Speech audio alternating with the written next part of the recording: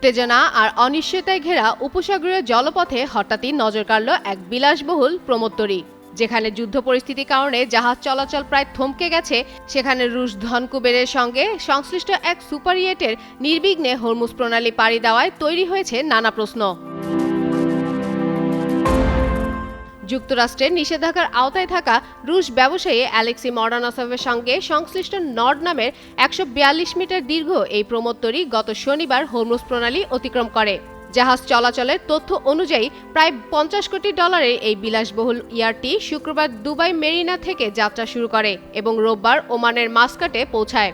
নন inverter এসির দামে ঘরে আনুন বিদ্যুৎ সাশ্রয়ী ইনভার্টার এসি। এখন ১.৫ ton my one inverter AC মাত্র ৪৮,৯০০ টাকা পাওয়া যাচ্ছে মিনিস্টার শোরুমে। বর্তমানে যুক্তরাষ্ট্র ও ইরানের মধ্যে চলমান উত্তেজনার কারণে এই গুরুত্বপূর্ণ নৌপথে জাহাজ চলাচলে আরোপ করা হয়েছে কঠোর বিধিনিষেধ।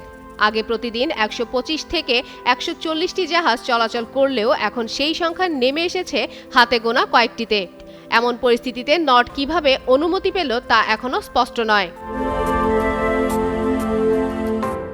বিশ্লেষকরা মনে করছেন, রাশিয়া ও ইরানের ঘনিষ্ঠ সম্পর্ক এই যাত্রার পেছনে ভূমিকা রাখতে পারে।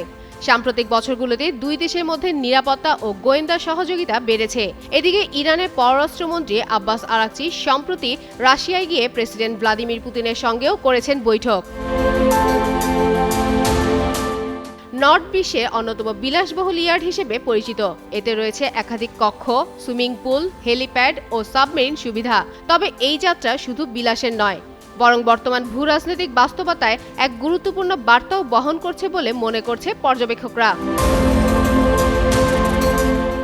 ফাতেমা ফাতেহ জান, যুগান্তর নিউজ।